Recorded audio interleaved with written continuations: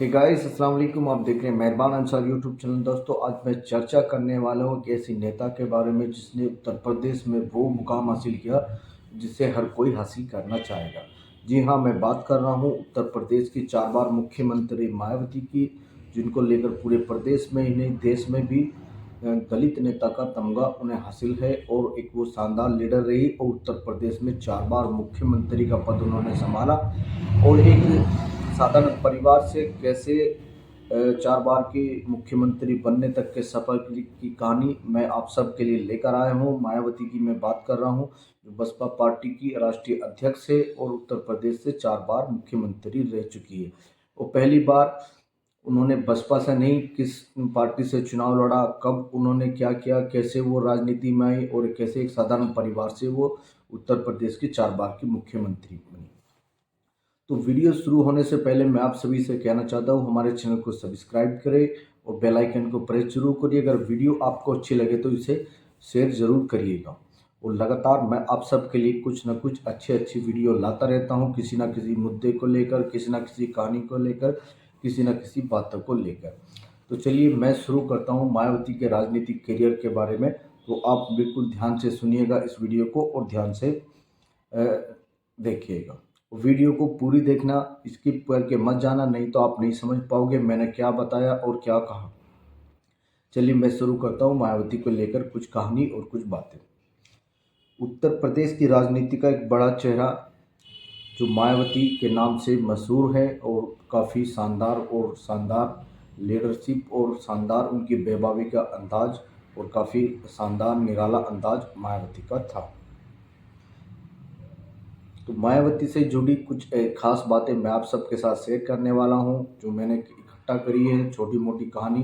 क्या ये मेरी बातें सही हैं या क्या है, तो आप ये वीडियो में ज़रूर देखिए। देश की पहली महिला, दलित महिला सीएम का तमगा हासिल कर चुकी मायावती उत्तर प्रदेश की राजनीति में एक बड़ा चेहरा जानी जाती है। 2014 लोकसभा चुनाव के बाद पार्टी की कुछ अच्छा नहीं चल रहा है और वो हाशिए पर चल रही है। ये तो आप सभी को पता है। 2014 के बाद बसपा एकदम टूट सी गई है और बिखर सी गई है। तो मायावती बसपा को पटरी पर लाने के लिए एडी चोटी का जोर लगा रही है। इतना ही नहीं, बीजेपी को रोकने के लिए मायावती ने समाजवादी पार्टी व अन्य पार्टियों के साथ 2019 में गठबंधन भी किया था, जो काफ़ी अहम माना जा रहा था उस टाइम पे। लेकिन 2019 में उनके 10 सांसद जरूर आए उत्तर प्रदेश में। और देखना एक दिलचस्प था, लोकसभा चुनाव में सपा बसपा का गठबंधन क्या कमाल दिखाता रहा। 2019 में आप सभी को पता है 10 सीटें आई थी मायावती की। लेकिन उससे उससे पहले मैं कुछ खास आपको बताने जा रहा हूँ, मायावती कैसे राजनीति में आई, क्या इतना आसान था मायावती के लिए राजनीति में आना और सत्ता पाना, उनका राजनीतिक जीवन कैसा रहा, कैसे वो सफल रही और 4 बार यूपी की सत्ता पाने में मायावती के किस तरह से उन्होंने संघर्ष किया और किस तरह से वो आगे बढ़ी। राजनीति में आने से पहले मायावती 5 जनवरी 1956, यही वो समय था जब उनका जन्म हुआ। गौतम बुद्ध नगर के बादलपुर गांव में मायावती का जन्म एक साधारण से परिवार में हुआ। उनके पिता दूरसंचार विभाग में क्लर्क के पद पर तैनात थे। मां रामरती ने अनपढ़ होने के बाद भी बच्चों को अच्छी शिक्षा दिलाई। इनके 6 भाई और 2 बहनें हैं। दलित परिवार से आते हुए भी मायावती के परिवार ने शिक्षा पर विशेष ध्यान दिया। उनको बीए करने के लिए दिल्ली के कालिंदी कॉलेज से एलएलबी कराया। मायावती बचपन में, क्या आप जानते हैं मायावती बचपन में क्या बनना चाहती थी? तो कॉलेज के दिनों में मायावती आईएएस ऑफिसर बनना चाहती थी, लेकिन उनकी किस्मत कहीं और लिखी थी।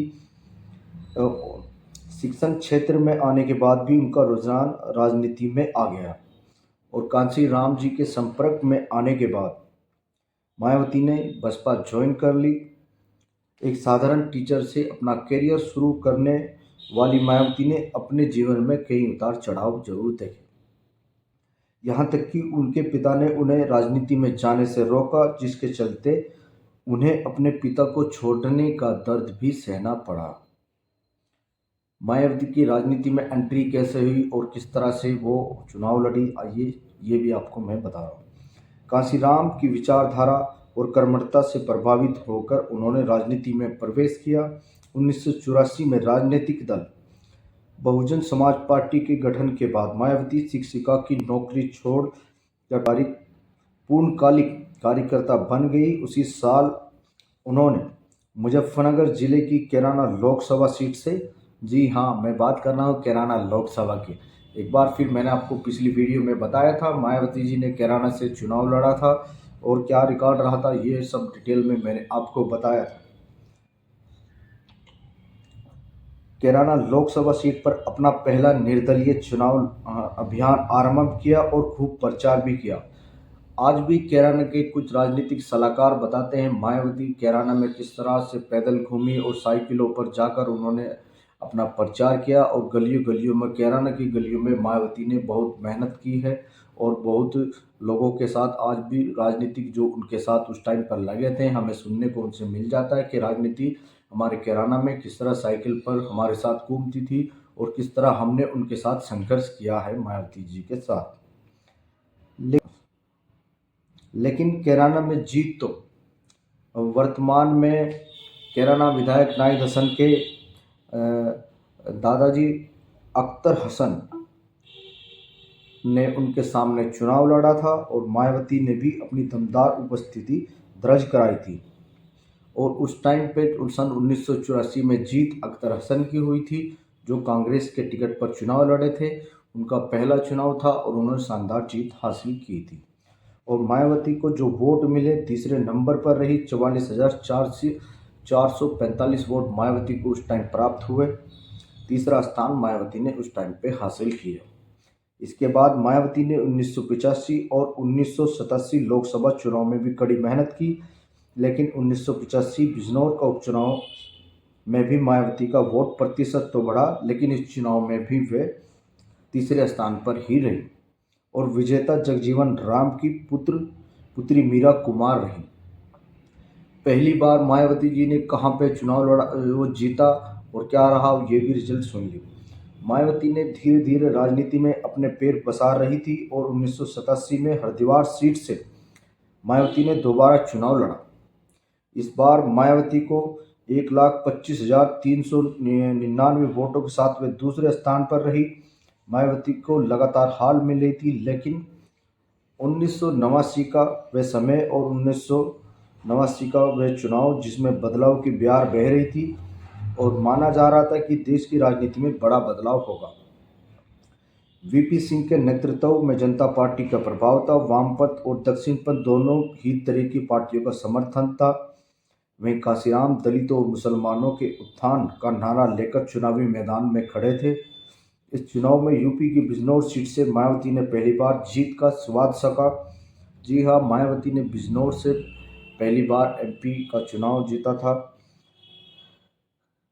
इन चुनाव में बसपा 3 सीटें जीती थी। लोकसभा चुनाव के साथ होने वाले विधानसभा चुनाव में भी बसपा ने 13 सीटें हासिल की थी, जिसके बाद धीरे धीरे बसपा ने यूपी की राजनीति में अपनी मजबूत पकड़ बना ली और काफ़ी संघर्ष के साथ उनकी पकड़ मजबूत होती गई।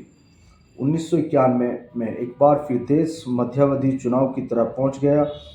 पूर्व प्रधानमंत्री राजीव गांधी की हत्या के बाद होने वाले 1991 के लोकसभा चुनाव में केवल 2 ही सीटें जीत पाई। मायावती भी बिजनौर और हरिद्वार दोनों ही सीटों से चुनाव हार चुकी थी। उसके बाद 1992 में वे होशियारपुर उपचुनाव में मायावती लड़ी, लेकिन इस बार फिर उनको हार का सामना करना पड़ा। पहली बार बनी यूपी की मुख्यमंत्री मायावती।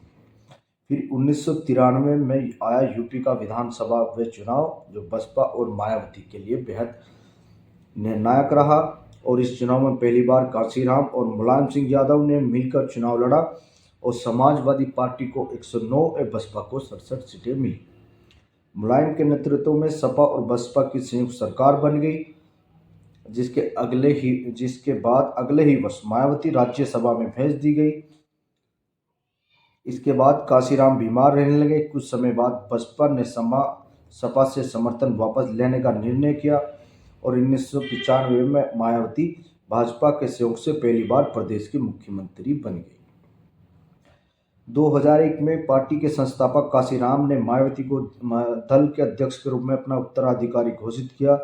2002-2003 के दौरान भारतीय जनता पार्टी की गठबंधन सरकार में मायावती फिर से मुख्यमंत्री उत्तर प्रदेश की चुनी गई।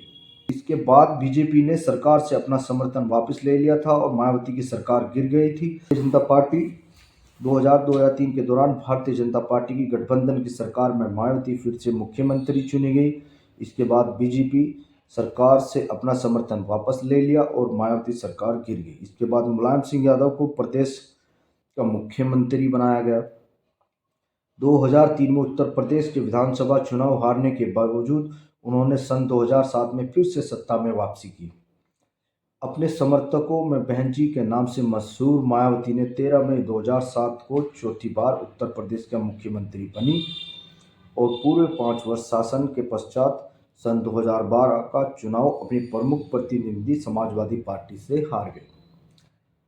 मायावती और उनके साथ कैसे कैसे विवाद रहे ये भी आप एक बार जरूर जान लीजिए। 2002 में उत्तर प्रदेश सरकार ने ताज हेरिटेज कॉरिडोर का निर्माण शुरू किया। मायावती की टेबल तमाम सारे 51 पर्यावरण विभाग के नोटिस, सीबीआई के नोटिस, सुप्रीम कोर्ट के नोटिसों से भर गई। ऊपर से विपक्षी दलों ने उन पर जमकर हमले किए। इस दौरान सीबीआई ने मायावती के 12 आवासों पर रेड डाली। उसी दौरान आय से अधिक संपत्ति का खुलासा भी हुआ, लेकिन सुप्रीम कोर्ट ने सीबीआई की इस याचिका को खारिज कर दिया जिसमें मायावती को आरोपी बनाया गया था। सीबीआई ने मायावती और नसीमुद्दीन के खिलाफ चार्जशीट में कई त्रुटियां की थी। इसके बाद साथ ही कई और विवाद हैं जिनकी वजह से मायावती पर विरोधी हमला लगातार बोलते रहे।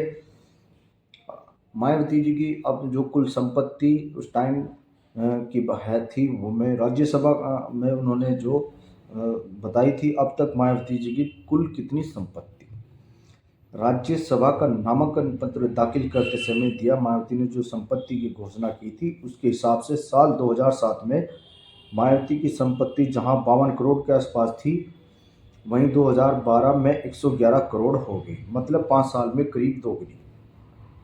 उनके बैंक खाते में 13 करोड़ 73 लाख कैश था, 1034 ग्राम सोने के गहने, 380 कैरेट के हीरे जिसकी कीमत 95 लाख रुपए है। इसके अलावा 18.5 किलो की चांदी का सेट, 15 लाख की कलाकृतियाँ और 5,500 की रिवॉल्वर भी है। 2004 में मायावती के साथ पास सिर्फ 30 लाख रुपए के जेवर थे और जो 1 करोड़ से ज़्यादा के हो गए। हालांकि उनके पास उस टाइम कोई गाड़ी नहीं थी। कोई भी भाई पर भी आय से अधिक संपत्ति होने का लगा है उन पर आरोप। मायावती के भाई आनंद कुमार पर भी आय से अधिक संपत्ति रखने का आरोप है। आयकर विभाग और ईडी उनकी संपत्ति की जांच कर रहा है। रिपोर्ट के मुताबिक आनंद कुमार ने अपनी कंपनियों के जरिए महज 7 साल की अवधि में 18,000% का मुनाफा कमाया है। 7 साल में 5 साल 2007 से 2012 तक मायावती की सरकार प्रदेश में रही और मायावती ने काफ़ी अच्छे काम भी किए और जहां प्रदेश में गुंडागर्दी और कई तरह के उन्होंने जो ख़त्म किए उसको लेकर आज भी प्रदेश में मायावती की चर्चा काफ़ी लगातार चलती रहती है। और आज भी जो राजनीतिक सलाहकार और राजनीतिक जानकार कहते हैं कि मायावती अगर ठान ले और वो रोड पर उतर जाए और एक बार वो संघर्ष दोबारा करने लगे तो वो भी किसी भी पार्टी को धूल चटा सकती है। तो दोस्तों, एक दलित महिला अब किस तरह से अपने करियर को लेकर और कहां कहां वो पहुंची और किस तरह से उन्होंने मुश्किलों का सामना किया और एक दलित महिला होने के साथ साथ ही एक साधारण परिवार से किस तरह 4 मुख्यमंत्री बनी और किस तरह उन्होंने वो स्थान हासिल किया, मैंने आप सभी को कुछ थोड़ा बहुत डिटेल में बताया है। और यहाँ मैंने ये कुछ जानकारी इकट्ठी की थी और मैं लगातार इस तरह की वीडियो आप सबके सामने बनाता रहता हूँ और आप सबके लिए लाता रहता हूँ। तो मायावती जी के लिए जो मैंने खास वीडियो बनाई, आप कमेंट बॉक्स में हमें ज़रूर बताइएगा ये वीडियो कैसी लगी और ये किस तरह का मैंने आपको बताया। जिन लोगों को ये वीडियो पसंद आए मैं उन सभी से कहना चाहता हूँ वीडियो की लास्ट डिस्क्रिप्शन में मैं और एक वीडियो का लिंक भी दे दूँगा और वीडियो लगातार आप हमें ऐसे ही देखते रहे, हमें सपोर्ट करते रहे, प्यार करते रहे। मैं और अन्य वीडियो आप सबके लिए लाता रहूँ और जल्द लौटूंगा नई कहानी नई वीडियो के साथ। तब तक के लिए आप देखते रहिए मेहरबान अंसार यूट्यूब चैनल। मैं आप सबके लिए कुछ न कुछ नया करने की कोशिश करता रहता हूँ और जल्द ही मैं किसी और अन्य नेता के बारे में भी एक वीडियो लेकर आने वाला हूँ। ये मेरी वीडियो अगले किस उस पर होगी और ये किस कहानी पर आधारित होगी, ये तो मैं थोड़ा रिसर्च करके एक दो दिन में बनाने वाला हूँ। तो आप हमारे चैनल के साथ ऐसे ही जुड़े रहे और लगातार आप हमें सपोर्ट करते रहें, प्यार करते रहे। मैं लगातार आप सबके लिए कुछ न कुछ नया बनाने की और मैं खुद सीखने की भी कोशिश कर रहा हूँ। मेरे यूट्यूब चैनल पर लगातार कुछ लॉस हो रहा है और वीडियो पर व्यूज़ कम आ रहे हैं, लेकिन मुझे परवाह नहीं है। मैं लगातार मेहनत ऐसे ही करता रहूँगा और लगातार नई कहानियों से, नई बातों से आप सबको एंटरटेन करता रहूँगा और लगातार मैं वीडियो अपने यूट्यूब चैनल पे मेहरबान अंसारी जो आपकी देखते हैं, इस पर बनाता रहूँगा। तो देखते रहिए आप मेहरबान अंसारी यूट्यूब चैनल। तब तक के लिए धन्यवाद।